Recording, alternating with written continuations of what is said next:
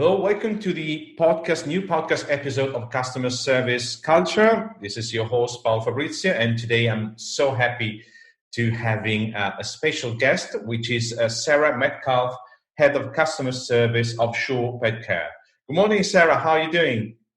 Good morning. Thank you so much for having me. I'm really grateful. It's lovely to speak to you again. Oh, great, Sarah. Yes, it's lovely having you here, and I'm looking forward to letting all our listeners know more about you and about your specific niche in as we're talking about customer service. So, welcome again, Sarah. You can have 1 minute to introduce yourself.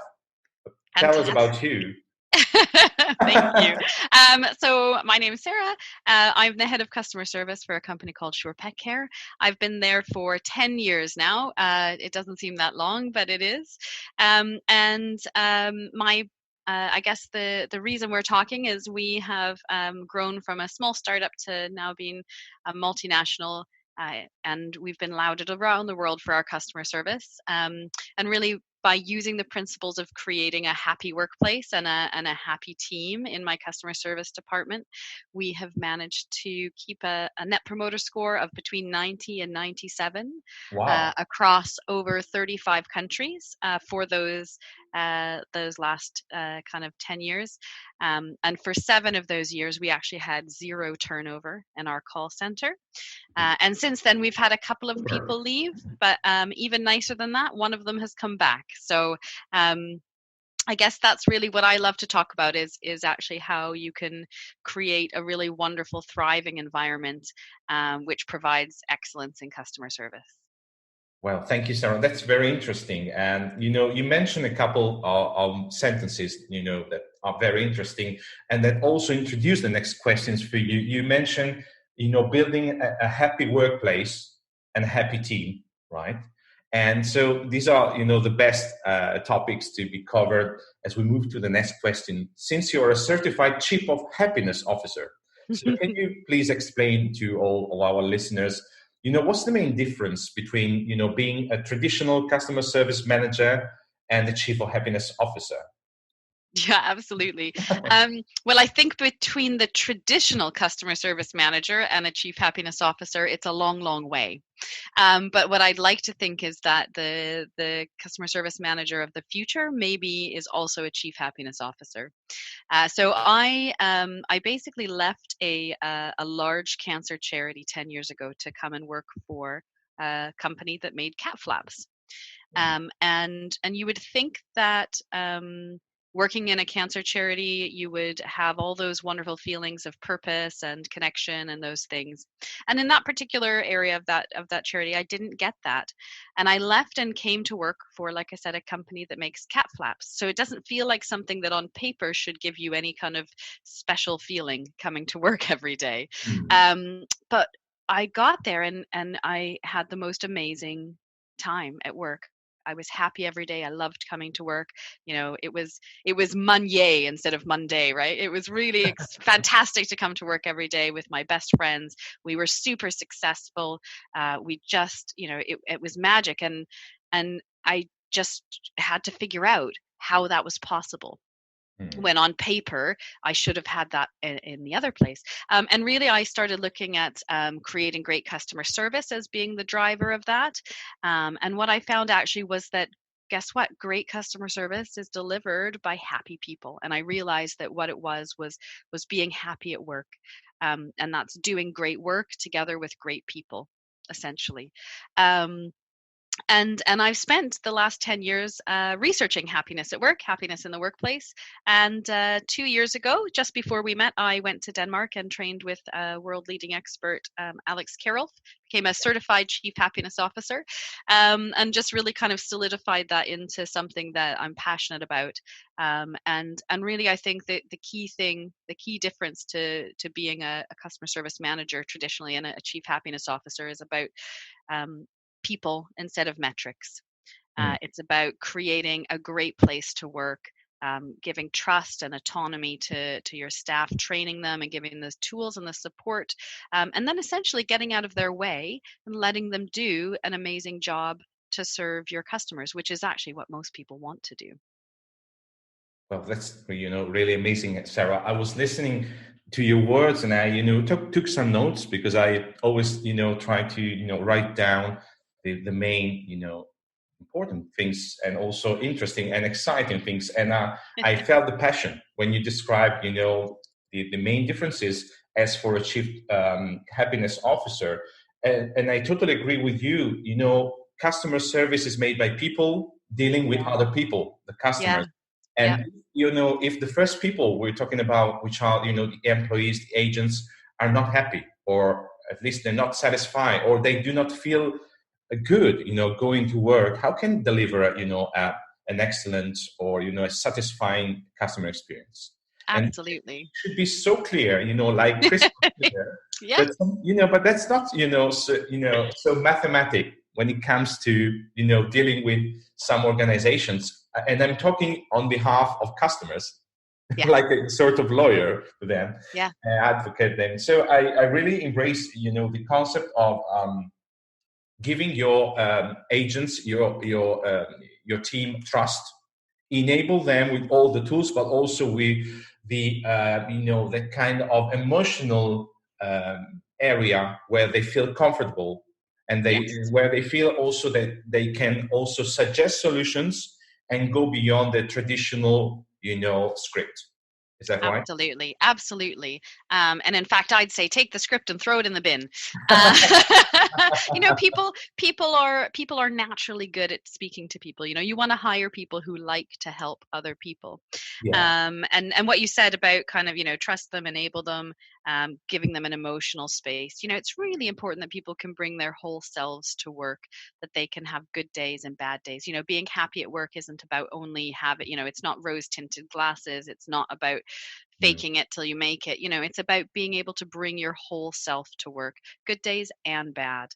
And as soon as you are able to do that, then actually your bad days don't go so bad anymore, because you've got support and care, you've got social support in your workplace. And we spend more of our time at work than we do So, basically on anything but sleeping.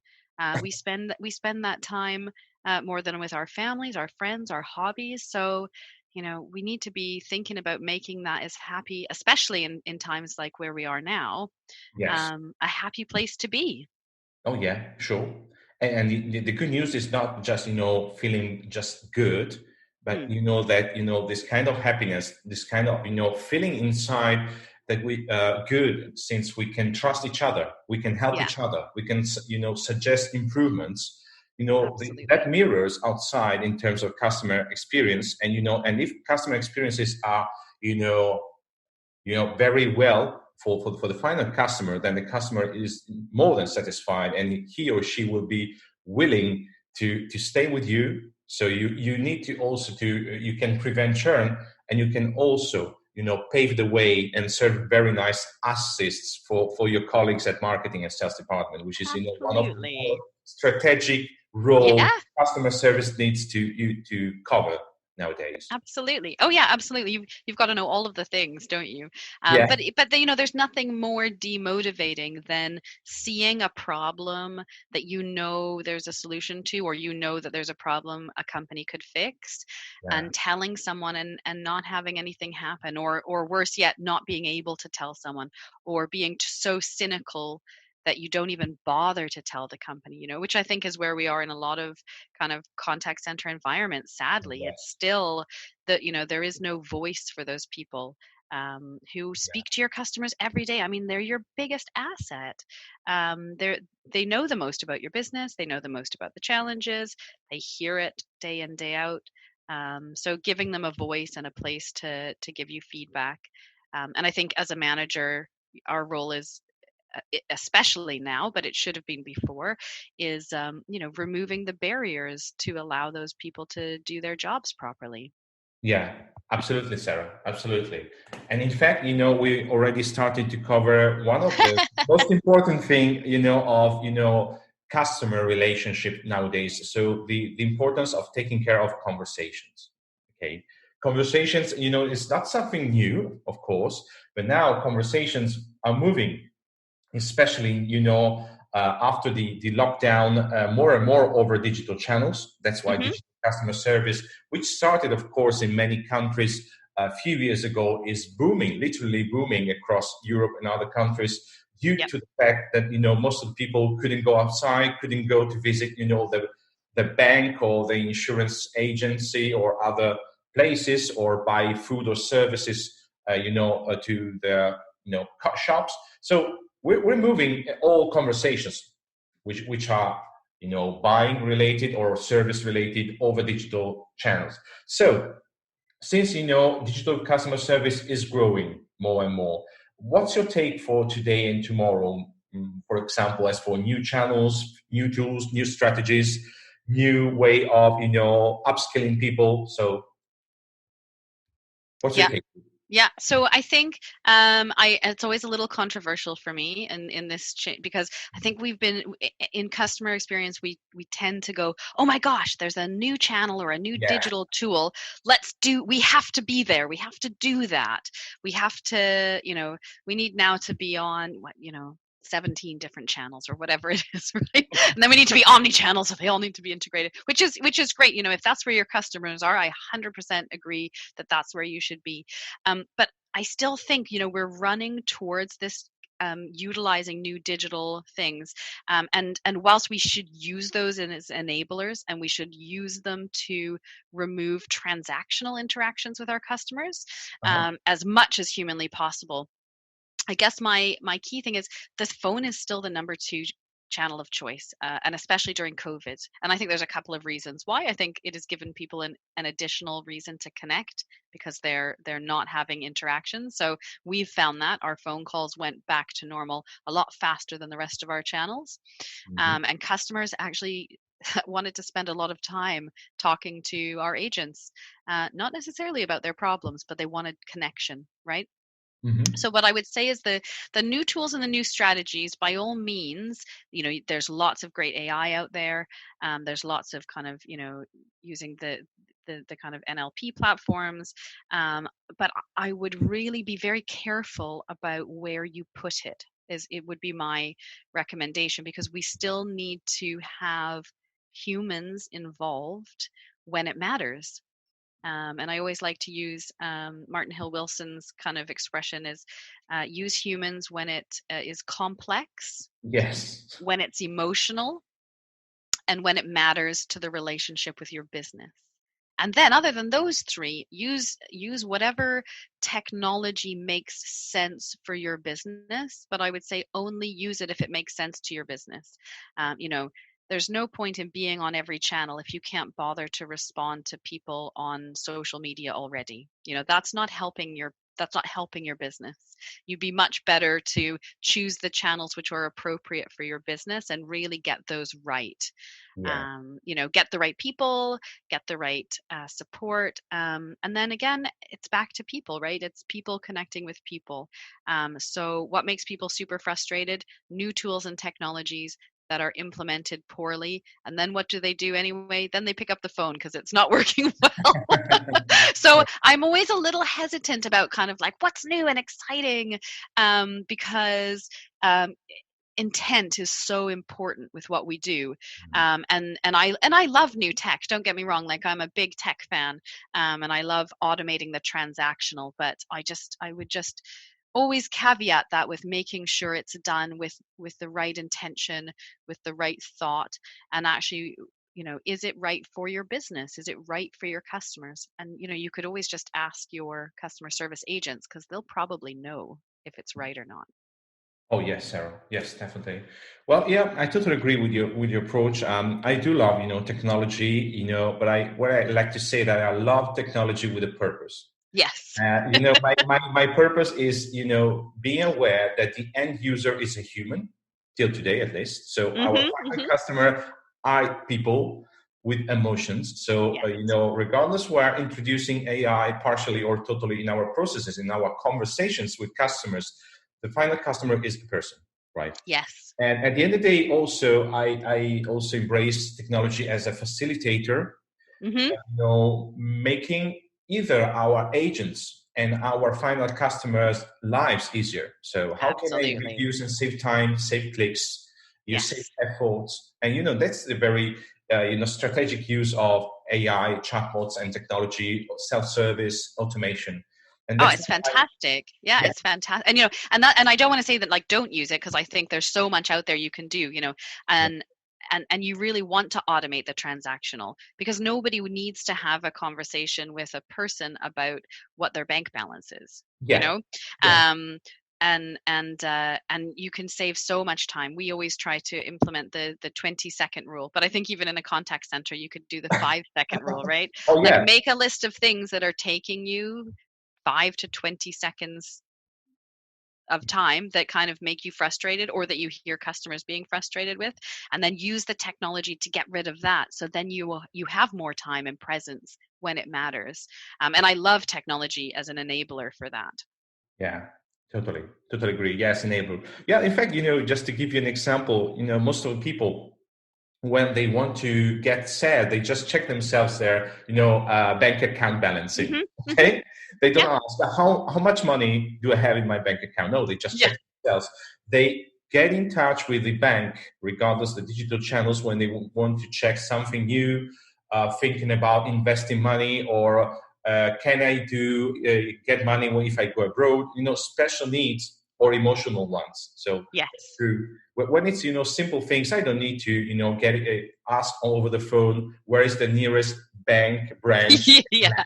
right? I just check online, and I expect to find Exactly. easily with very few clicks online. If I need to call, I don't just all feel very good, because I take for granted that all very easy and cheap information should be self-service available. Exactly. And that's it, right? You want to use that technology to get rid of all of those annoying frictions, right? And then have the friction points, where you want people to stay longer or discuss something more. So it's a fantastic enabler, and I think more than ever, people are valuing time, right? Because they've got some of it back in their lives, and so they're valuing time. So using those new tools to give people back time, Yeah, which sure. which frustrates them, that kind of like sitting on hold. Well, you can use a technology to say, we'll call you back, Mm. Yeah. right? So then we're not wasting their time. We're just going to call them back. The agent gets connected. You can do that with technology now. So all of those little things that we can think about, um, automatic IVR, that's, number recognition. So routing them we route people to the last agent they spoke to if they're available. And what does Yeah. that do? That just means they don't have to, reconnect with someone. Oh, and they go, oh, I just spoke to you, or I spoke to you before. What Mm. can you do to reduce those little frictions, that makes people feel more comfortable, that makes them, puts your customers back on your side, lets them know that you're there for them. And there's so many wonderful technologies. Those are just a couple of the ones I can think of that I think are great, but there's so many that we can do, to help people, get to their answers. Right, right. Thank you, Sarah. This is a very interesting topic for me as well. But let's move to an interesting event where the both of us will be involved. I'm talking about the Customer Service and Experience Europe 2020, which Yep. will virtually and online taking place on August 26th and 27th. And as you'll be one of the speakers, let our listeners can you let us have a sneak peek of the topics you'll be covering, anticipating everybody saying something interesting, but not too much? I think you're great about it. Yeah. Well, I wonder if people can guess what I might be talking about. But I'm going to be talking about kind of our future of service. We've had this really interesting, scary, crazy time that we're still in. Maybe we'll be in then still, or it will be out, or maybe we'll be somewhere in between. And I'm really intrigued by most of the frontline staff across the world are the ones who have really kept the world ticking over. Mm. So I really want to talk a little bit about, uh, lifting up that role and how important it is to business. I'm going to be talking about. I read a really great article, with Vala Ashfar from Salesforce, that the top three things people are valuing in customer service right now is expertise, Mhm. empathy, and speed. Yeah. And expertise links to that trust and training. So allowing people to have that understanding. But empathy is really key. People need that. They need you to be listening. They need you to understand.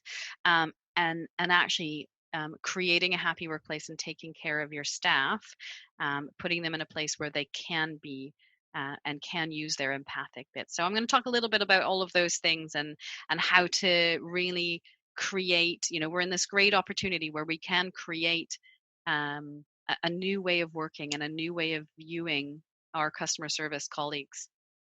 And I'd like to put that at the forefront of everybody's minds and talk a little bit around why we maybe have been getting that wrong. I think will be very useful. So when we share, something that may have, done wrong, or what are the dangers or the pitfalls we may avoid, we always provide in every kind of conference, very useful advices, or at least, an inspiration for others. Yeah. And Sarah, when you mention now, presenting, introducing your speech at the Customer Service and Experience 2020 Europe, you mentioned three important topics, expertise, empathy, and speed. And these are all related, as you already mentioned, to customers' time, perception of time. Time is a valuable asset for customers, maybe, more or less like money nowadays. Okay. Yep. And so we got time related to speed. We got empathy, which is related between an agent and a final customer, but also between agents and the team and then the manager. Mm-hmm. So this is another interesting development. And then we've got the expertise, and that's another very crucial, area where we need to develop. And we're talking about upskilling our agents, and we need to upskill them either on a digital, point of view. Okay, let them know how to deal over social channels, over live chat, over asynchronous channels, just like messaging apps.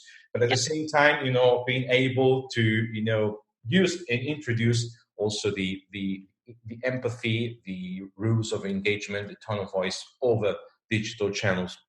And that's, the combination of the three elements, lets you standing out to competitors, sorry. And that's very important. And that's why I was really listening and taking notes when you mentioned these three elements.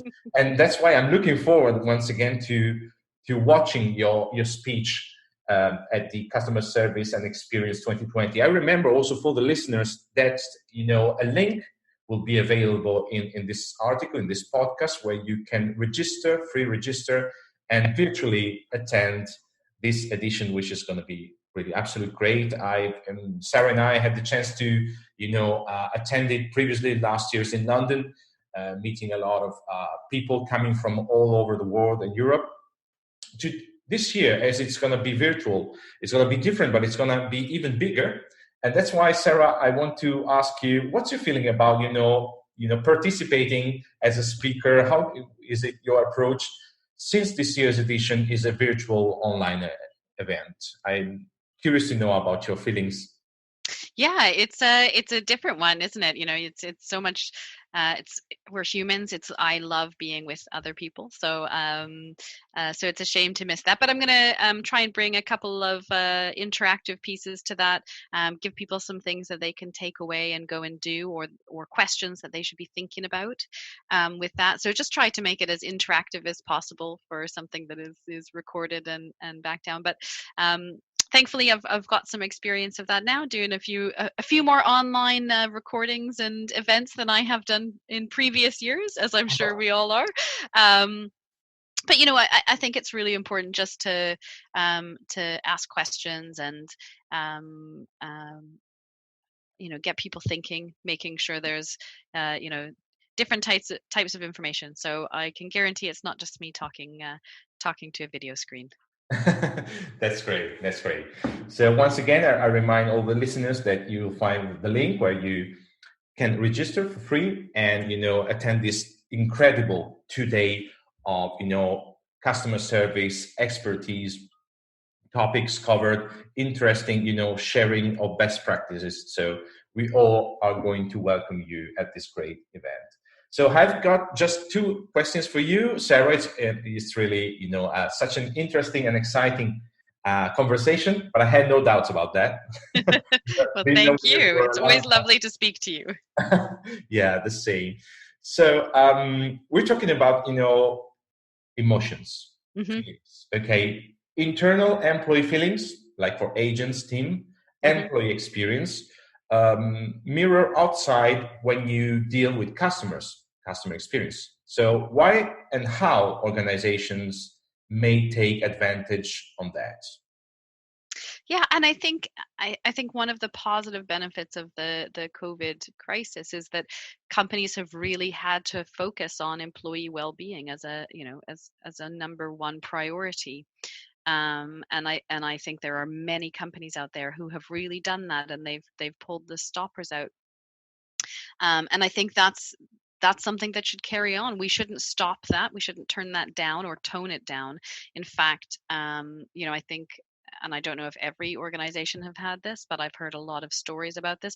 We've had a lot of really good innovation that has come about from this, from our employees, because they felt cared for, because they felt supported. Mm, Um, they identified ways we could be more efficient. They took on different responsibilities, which increased the ways that we can get things done. They saw and heard their colleagues. People have children. I myself, it's quite a challenge. Some of us had relatives or family members who came down ill. And so everyone pulled together and was able to come up with solutions to create a fantastic kind of cost saving initiatives was the outcome. Um, but what happened is our customer service responses were still very high. The feedback has been absolutely excellent. There's been no, even though we've had way different working patterns, all sorts of things that should cause a bump in the road. But because we have this really great connection, and the employees felt cared for by the organization, um, it didn't prevent us providing the same excellence in customer service. So if anything, it's gotten better. And I think that organizations should keep that pivot.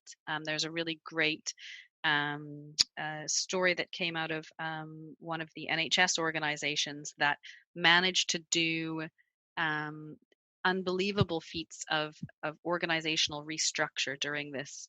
And how did they do that? Well, they gave the keys essentially to the frontline staff, and just the managers stopped telling them what to do, and they started removing barriers because right. the staff knew what to do.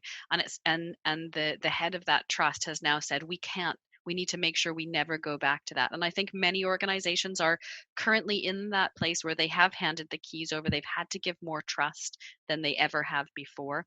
They've had to give more. Then they've had to do things. I've talked to people in large contact centers who could never have worked from home, Mm, um, and yet within 2 weeks, everyone yeah. was working from home, right? So we've been able to do this. So there's these questions around, okay, well, when we do put our employees' well-being at the heart of what we're doing, then what do we unlock from our employees that Mm, enhances our business? And that's really all I've ever been excited about in happiness at work, is when you give that autonomy, um, that decision making ability, when you devolve that to the people who are doing the work, the decisions they make may not be the decisions you would make. However, they're often much better decisions, and they get things done in ways that maybe you couldn't see. So that's how I would suggest we take advantage, is we keep that mindset, because look at what we have achieved. Look at the we could never do that have become of courses and possibilities, and keep those in mind moving forward. One question I would ask to organizations is, your employees are working from home. If that's working for everybody, do they have to actually be in their home? yeah. I think that's a really interesting conversation that will come out of that. Yeah, yeah, yes, that's interesting. In fact, also here in Italy and other countries, the sudden lockdown forced to change minds and cultures in 3 or 4 days. Yeah, yeah, Large contact centers and large yeah, companies had to allow the agents to work from home, yes, even though yes. they said no until 2 days earlier. Uh-huh. And also they needed to change their approach towards them, since they not physically control, and Exactly. coming, walking beside them, watching their Mm-hmm. screens. It's moving from a control Mm-hmm. uh, approach. I'm controlling because I'm not 100% sure you're working seriously, or Yeah. you're 100% focused, from, I consider you as an adult. Yes. Okay, you're like a parent say, okay, you're an adult and you're free to go outside, live your own life. And Mm-hmm. as you become an adult, you feel free also to learn, not to just listen to your parents, not Mm-hmm. just to be passive, to become more active, and to grow as professional, not just as a person. So that's why I see a sort of similarity Yes. between this relationship between, team leaders, supervisors needing to walk and control the room. They can control all the metrics, of course, remotely. And, Yeah. that does not make a difference.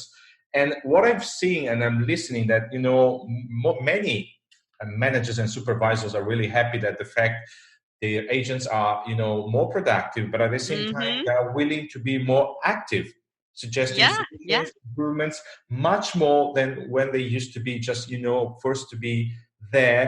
And considering that also in some big areas and big cities, maybe agents took 1 hour to go to the office, 1 hour to be back, frustration, stress, and stuff like that, Mm-hmm.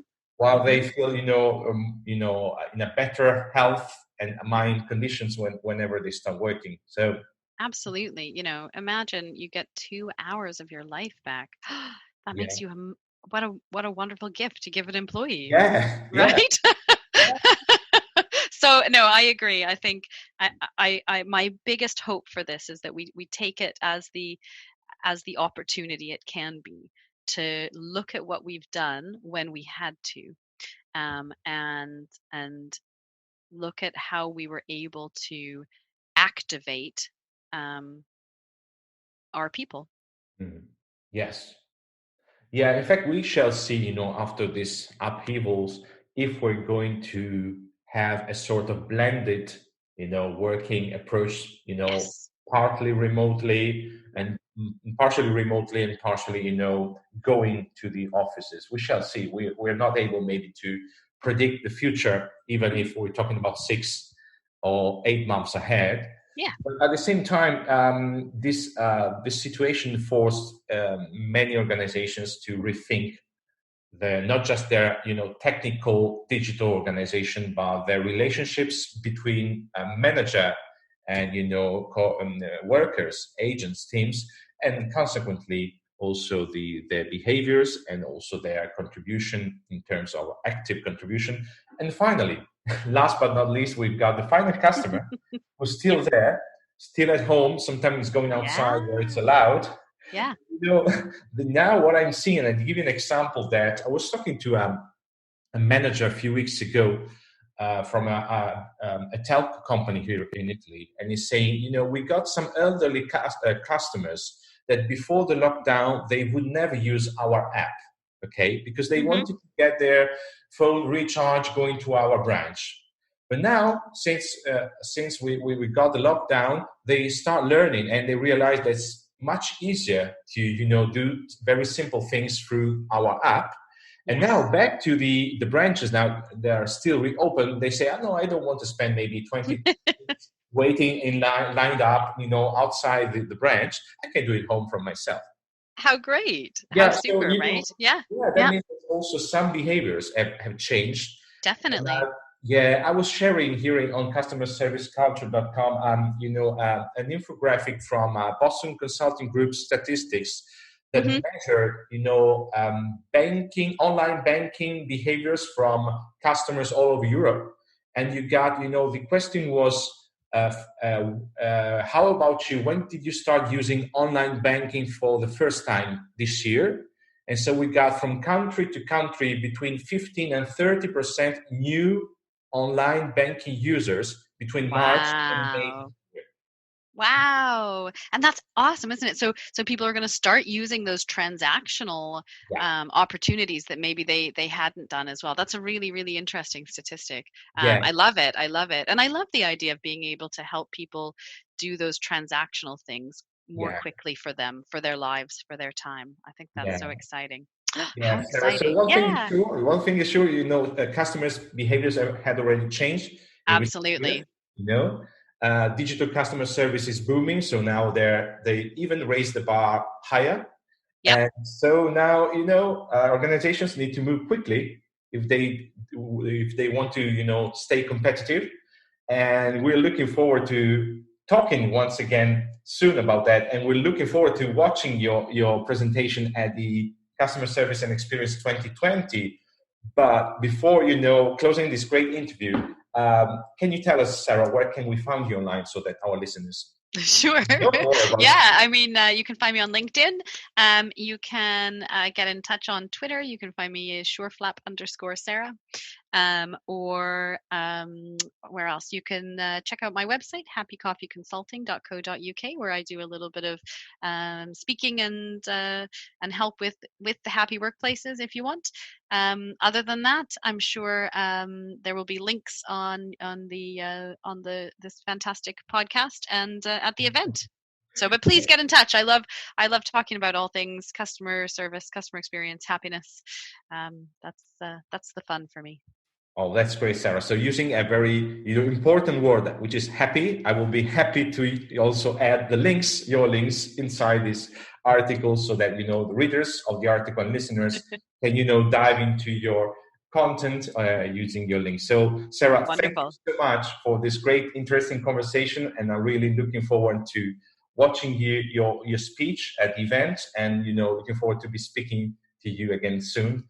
And thanks again, Sarah. Thank you. I'm very grateful to be here. Thanks a lot, Paolo. Thank you, Sarah. And to our listeners, thanks for listening this episode on customerserviceculture.com, where you can find all, podcast content episodes and also, information about my digital customer service consulting and training services. That's all for now. Thank you very much. Have great conversations.